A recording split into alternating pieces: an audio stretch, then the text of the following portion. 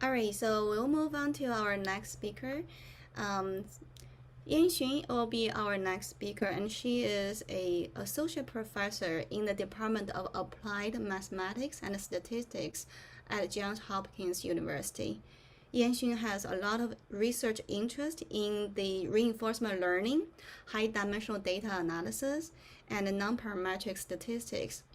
Okay, so today she is going to talk about a Bayesian reinforcement learning framework for DTR. So you can see the full screen, Mm-hmm. right? Yeah. Yeah, great. So thank you, Lu, for organizing this session and introducing me. So today I will talk about a Bayesian reinforcement learning method for optimizing treatments for HIV patients. So first, I would like to thank all my collaborators in this project. So my PhD student Wei, and also my collaborators Leah and Raha from Johns Hopkins University and Yanni from Texas A&M, and also two clinicians, Amanda and Jean from Georgetown University and Washington University in St. Louis. So making the optimal sequential decisions is very important in many diseases. So today I will focus on the HIV.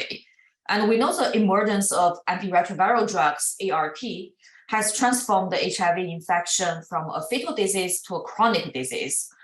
So it significantly reduced HIV-related mortality. And the common ART drugs fall into different drug classes with different mechanisms.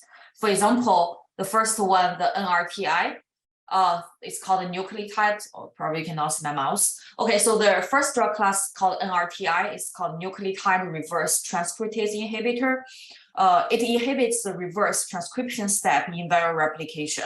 And other common drug classes include like NRTI, PI, INSTI, EI, and booster.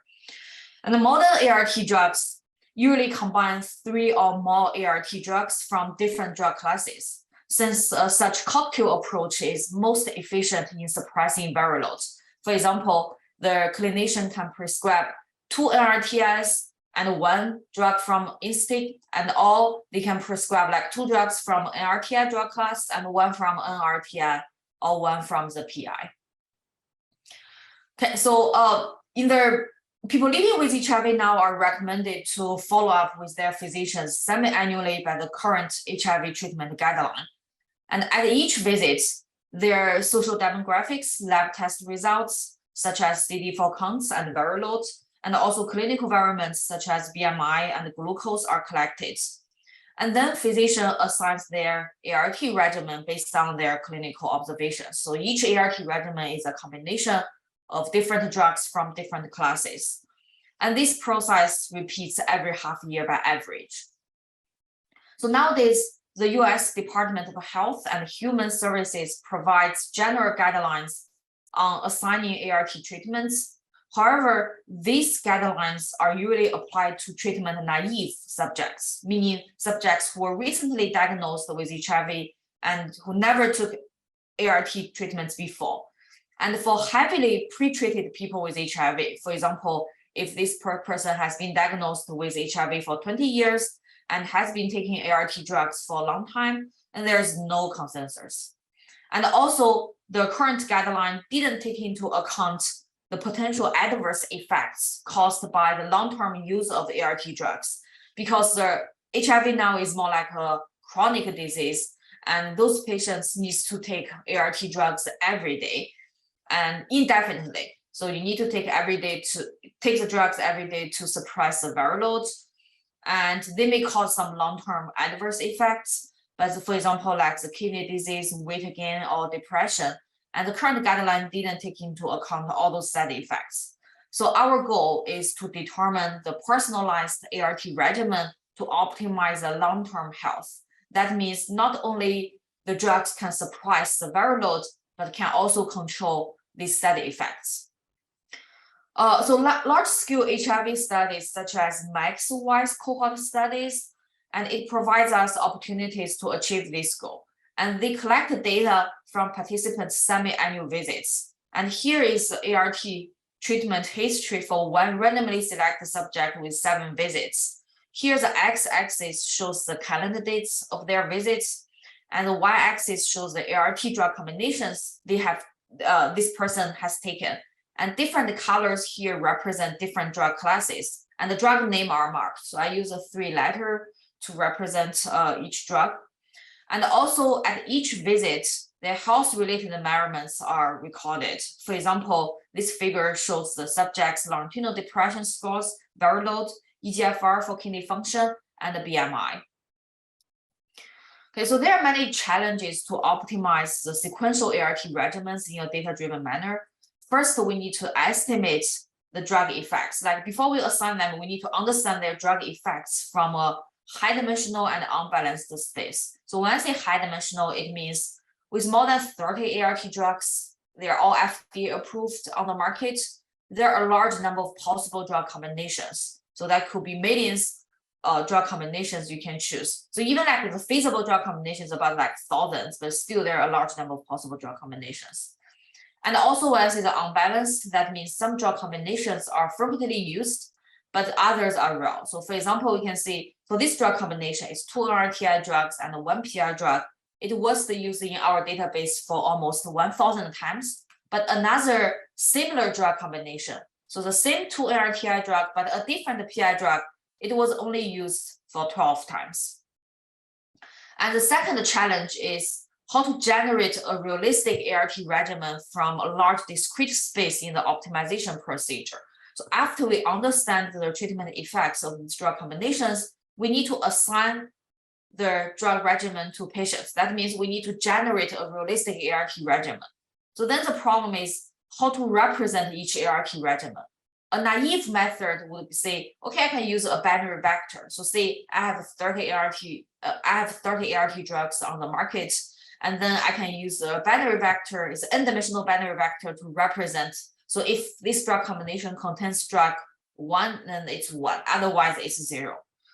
However, it will cause 2 to the n possible drug combinations, and many of them would not be feasible. So like I said, usually, people combine the drugs from different drug combinations, but usually we assign like, for example, 2 or 3 drugs from ARTI, but like usually we assign 1 drug from PI. So not all these possible 2 to the n combinations are possible. And then we need an efficient way to represent the drug combination. And lastly, we aim to optimize sequential treatments from observational data. So we have all those data collected from observational study, but we want to assign them to the patients in the future. So the fundamental challenge of optimizing treatments from observational study is this distribution shift issue. So that means the training data may be collected on the different policies from the one we try to evaluate. So we need to address the distribution shift issue. Okay, so to address these challenges, we develop a 2-step Bayesian reinforcement learning framework. And here is an overview. In the first step, we propose a Bayesian dynamics model for individuals' longitudinal observations using a multivariate Gaussian process. And this estimate dynamics describe how individuals' health-related variables evolve over time, conditioned on their historical states and treatment histories with uncertainty quantification. And in the second step, we create a pessimistic environment with uncertainty penalization to mitigate the distribution shift issue, and also use an offline reinforcement learning method to optimize the sequential ART regimen. So it's a 2-step approach. Okay, so now let's go to the model details. So first, I introduce the problem formulation. Assume for each individual I, we use xi0 to denote the baseline covariates, such as a race, and TI records the visit times. So assume each one has GI visits, and we have TI1 to TIGI to denote the time of each visit. And also assume we have M time varying health state variables. So here we call state variables because they change over time. For example, like age, BMI, eGFR, those clinical variables or demographics, they are collected in each visit. And also ZI to represent the ART drug combination used by individual I during the time period TIG-1 to TIG. And then the data can be summarized as D. So for each subject, so we have a total of I subjects, and we have baseline covariates, the time of each visit, and the time varying state variables, and also the drug information. And then we use the WIHS bar. So the bar is a common sign we usually use to represent the history. So the WIHS bar means all the state variables before the current visit J, and the ZIG bar means all the treatments this person has been taking until the time J. And also we use the F to denote the dynamic model. So that means conditional on the WIHS bar and the ZIG plus 1, we update the state variables from WIHS to WIHS plus 1. So remember the first step of our method to learn the dynamic model of how to transform from WIHS to WIHS plus 1. Of course, the WIHS plus 1 conditional on the whole history of the WIHS and the treatments ZIG. Okay, so our goal is to optimize the ARK assignments to maximize the individual's long-term health outcome. So because we want to maximize the health outcomes, essentially we can transform the problem to an optimization problem. So this optimization problem is like we first define for each individual I, we suppose she already has GI visits. So if this person is a new patient, the GI would be equal 0. So the GI can be 0, or if this person already has GI visits, and then we want to predict the next few visits, for example. And then we let the Y new and the I new to denote her future longitudinal states and treatments, because our reward may depend on her future states. For example, we want her, let's say next 2 years, the depression is minimum. And assume for any future visit J, the ARK regimen is assigned through a policy function pi. So that means if we can parameterize this function pi and we can optimize theta, and then equivalently we can optimize the treatment. And let's say we assign a stochastic reward function Ri that depends on the health states. So we can define the reward as, for example, this person, their viral load is low and depression status is low and the BMI is in the normal range and the kidney function is the normal range.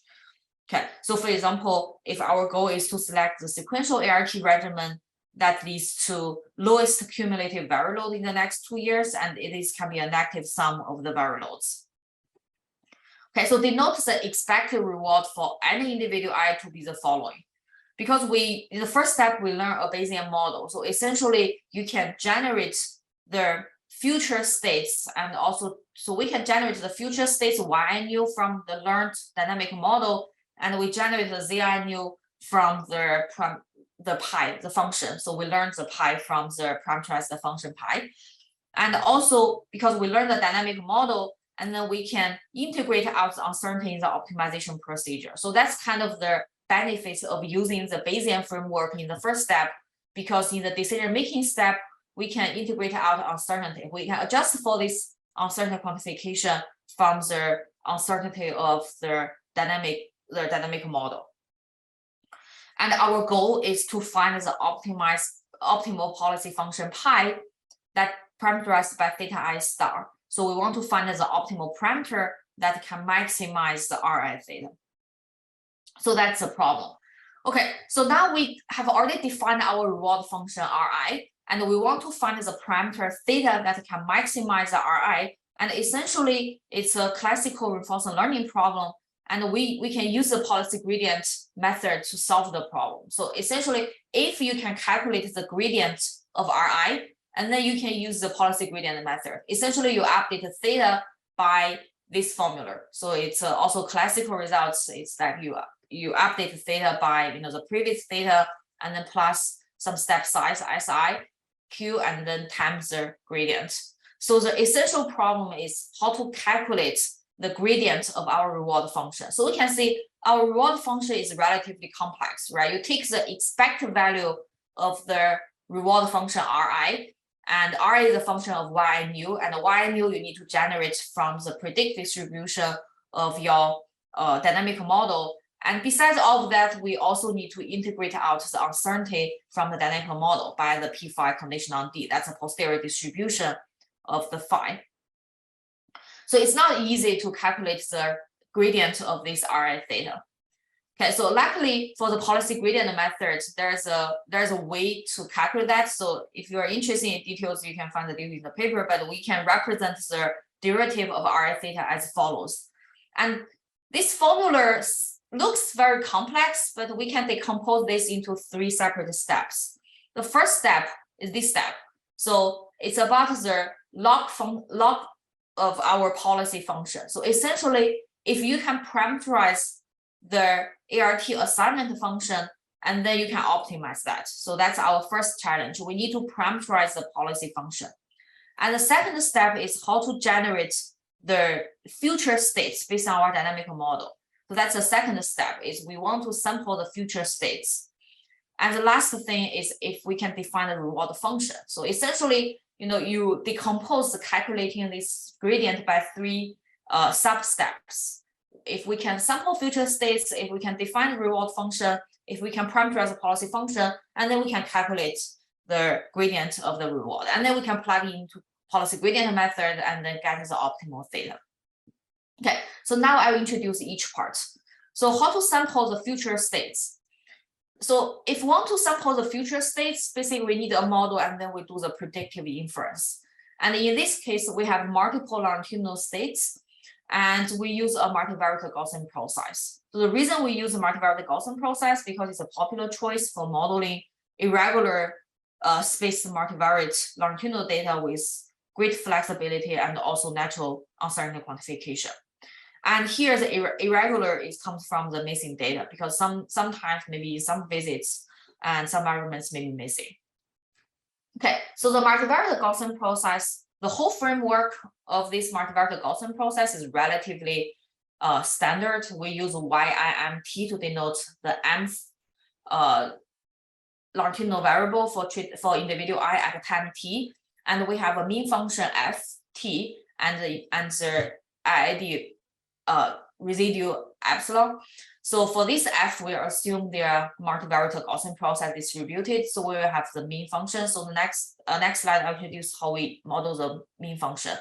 And for the various covariance parts, we assume there's a separable covariance function. So here the Cm to denote the correlation, represents the correlation among different state variables because they could be correlated. And the Ct to represent the correlation among the time. So this separable covariance function adjusts for the correlation among variables and also along the time. Okay, and here for the Ct, the correlation kernel that for the temporal correlation, we use the OU kernel because we expect the curve that's not too smooth. Okay, so for the mean part, that's kind of the key one of the key contributions of this model is that for the mean part, the first 2 parts are kind of standard. We use a baseline. It's like linear mixed effect model. We have fixed effects and random effects. But how to model the drug combination effects, it's a key thing. So remember I said for the drug combination, it's a high dimensional space. So how to represent the drug combinations? Here we borrow like the kernel idea. So the way we model that is we assume there exists, so we assume there's a, So we assume we define a drug similarity regimen function kappa here.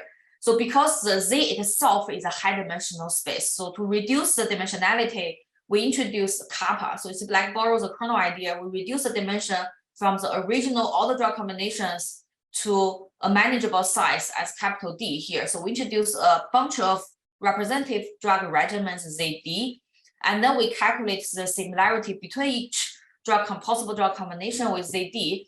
And then as long as we can estimate the parameter gamma MD here, and then we can represent the drug effects for each drug combination. And the way we define the similarity function, it depends on 2 properties. The first one is we want sharing of information because the similar drugs, because the drugs from the same drug class, they have similar drug effects because we share the same mechanisms. So we want share of information from different drug combinations. And also from this kernel, the introduction of this similarity function, it can reduce the high dimensionality. So let me briefly introduce the idea of this kernel. But because of time limit, I will not see the detail. So consider a straight way to compute the drug combination similarity. And the one straightforward idea is we use linear kernel. So the linear kernel, they can compute the similarity between regimens based on the proportion of common drugs that two regimens share. So for example, here we have 3 drug combinations, and all of them use 2 same drugs from the NRTI class. So D4T plus LAM, and assume the third drug, the first 2 regimens, they choose one PI drug, but different PI drugs, and another one is choose NRTI. So you can use linear kernel. That means the pairwise similarity among these 3 kernels will be 2/3, right? Because they have 3 drugs and they share 2 same drugs.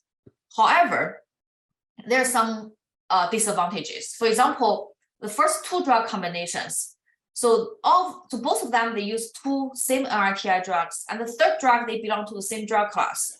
Because the same drug class, they share the same mechanism, so we would expect the similarity between the first 2 drug combinations would be larger or would be higher compared to the similarity between them and the third drug, because the third drug combination, they have the drug from a different drug class. And another example, for example, if you have these 2 drug combinations, both of them have 2 drugs from NRTI drug class and 1 drug from the PI drug class. If we use a linear kernel, and they would share 0 similarity because they don't share any of common drugs. However, we know the same drug class would share some similarity. So the good method, we should borrow this clinical information and share certain similarity for these 2 drug combinations. So the way we set up we define the drug similarity is we use the subsubject kernel. So the subsubject kernel idea was to represent the sentences in natural language processing literature. And here we represent our drug combination by a tree structure, and the subject kernel can represent the similarity at all levels of the tree representation. So essentially, the upper level is ART, and then we have the second level to represent which drug class we draw the drugs, and the third level represents how many drugs from each drug class, and the third level represents the each drug from each drug class. And then the subsubject kernel can represent the whole similarity. For example, like regimen A and B, they can adjust for their similarity in the blue box.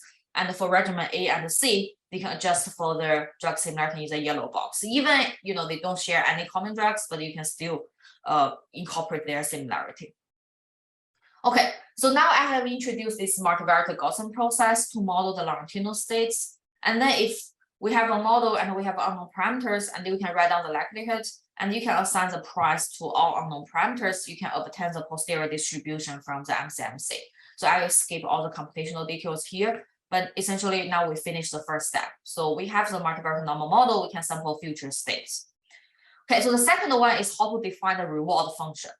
And the reward function, it depends on the clinical goal, right? So here, it depends on how we define the long-term health for each individual. So here, after consultation with the clinicians, we determine that we define the reward that depends on the viral load, kidney function, and the depression. So we want to care about first, whether it can successfully suppress the viral loads and also maintain good kidney function and also the good mental health. So let's see, our goal is so here we can see we want to maximize the overall health in the next 2 years. So remember, the visits are semi-annual visits. So that's why here the sum is from the next 4 visits, because next 4 visits means the overall good health in the next 2 years. And then we want the depression is as small as possible. And also, here is the next 4 visits. And also for depression, it's as small as possible. And for the viral load and the eGFR, because as long as they are normal threshold, it will be fine. So we define this kind of like step function. As long as they are in the normal range, it will be fine. And if it's outside of the normal range, and we give certain penalty. And also here we have the personalized weights, WI. So for example, if some person, they more care about the depression, and then the WI1 can have a higher weight. So it's personalized and determined by the physician and also patient himself. And also to mitigate the distribution shift issue, we use uncertainty-penalized reward. That's another advantage of using the Bayesian method in the first step, because we can easily quantify the uncertainty. So this idea is by this paper by Yu from UC Berkeley's group. And essentially we define a pessimistic environment by introducing a penalized reward. So the RA is defined by the previous slide, but now we penalize the uncertainty of it's the predictive variability of the state and their treatments. And it's a tuning parameter we will need to learn. Okay. And then we use a posterior predictive distribution to quantify the uncertainty again, because we have a Bayesian model, so that's very straightforward. Okay, so now we define a reward function. And the last step is how to parameterize the policy function. So to parameterize the policy function, we make this also the three types of decision after talking with clinicians. So essentially, we decompose this to several steps. So first, if this person has been using ART drugs for a long time, and we will see if this person needs to switch the regimen or not. So if the old drugs works, and we can just keep using the older drug. So this one we will represent as a logistic regression method. In the logistic regression model, as long as all the health measurements are within the normal range, and then we will decide to just keep the old drug. And if one of them is not in the normal range, we will switch. If this person needs to switch, and then we will need to generate a new regimen. And because we use the tree representation, and then we can now decide, if we need to switch, how to generate a new regimen. Essentially, we need to decide like which drug class and how many drugs use the each drug class, and also which individual drugs at each class. So this essentially is a non-central hypergeometric distribution. Again, I skipped all the details. It's kind of a little bit complex. So we have these three levels of tree decisions. Okay, so now we have already finished the three steps. So we have multivariate Gaussian process to sample future states, and we define reward function. And we have ways to parameterize a policy function. We can use a policy gradient method to optimize the parameter. Okay, so now, so here I finish all the method introduction. Last part of the slides is I will introduce real data analysis results. So for the real data, we got about 300 women from the Washington, D.C. site from the WIHS study. And also now we get 4 state variables at each visit: depression, viral load, EGFR, and the BMI. And there are about 8% missing data. And the baseline covariates we consider include age, smoking status, substance use, employment status, hypertension, and diabetes. And in this study, we have 31 ART drugs and 6 drug classes, and we choose 105 representative drug regimens. So those regimens based on the popularity of the drug combinations. If they have been used a lot of times from the patients, and then we will denote that as representative ART regimen. Okay, so here is one hypothetical patient. So we will use this example to demonstrate the precision medicine, the utility of the clinical utility of the proposed method. Okay, so this person has had 31 visits, and here is their history of treatments. And for this patient, we assume their weights as 1/3, 1/3, 1/3. Okay, and then we run our optimization method, and here we can see the expected reward versus the SGD iteration. So it became relatively stable after 1,000 iterations. And here is the optimal regimen in the next 2 years. So we can see at visit 2, there are 2 NRTI drugs, 1 INSTI, 1 PI, and 1 booster. And then it changes 1 new regimen for visits 33 to 35. Okay, and also here I want to show under the estimated optimal regimens, that's the predicted depression scores. And we can see for their visits from 32 to 36, they're about 23% improvement of depression. So that also shows the clinical utility of our newly assigned optimal drug combinations. Okay, I will skip the next example due to the time limit. Okay. Oh, yeah. Okay, to summarize, we propose a Bayesian reinforcement learning approach. It's a 2-step approach, and it can learn their dynamics with uncertainty quantification. It can also assign the long-term optimal drug combinations to optimize each individual's health. Okay, yeah, thank you. Oh, yeah. Thank you so much, Yanxun. Any question from the audience? Yanxun, those are very exciting work. I actually have some question because you touched a very good point where you need to balance the priority, like competing priorities when you are in the clinical practice. But since we are a little bit over time, so I probably will talk to you later about that. So Sure. I was wondering like how the uncertainty will be impacted by how you define your reward function. Oh yeah, so the uncertainty part, how the uncertainty affects the final decision depending on how you tune the parameter. So like here, I skipped that part, but here you can show if we have different tuning parameters like lambda equals 0, you don't penalize at all, and then you have this drug combination. And if you like increase the lambda and then it will penalize the uncertainty. It's kind of uncertainty is reflected by the sample size in the data.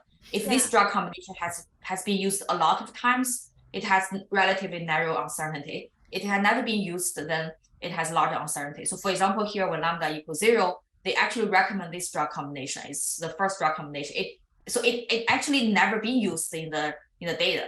So that kind of creates a trade-off. Like we need to discuss the clinician. Like if this drug combination has never been used, do you want to try this new drug, or you want more conservative choices? Like these two drug combinations, it has been used more times. Yeah, I mean this tuning parameter definitely plays a role, but actually when you define your reward function, there is another part with the personalized weights. So I was wondering, like, we also have similar problems. So we also have, like, for example, the survival or quality of life to balance. But then when we provide the personalized weights, and if you change a little bit of the weights, actually the rules or the decision you will make or you learn from the data will change. So yeah, that's what I meant. Yeah. Yeah, that's very good question. Yeah, we can discuss more details. Yeah. Thank you so much. I'm going to share my screen then.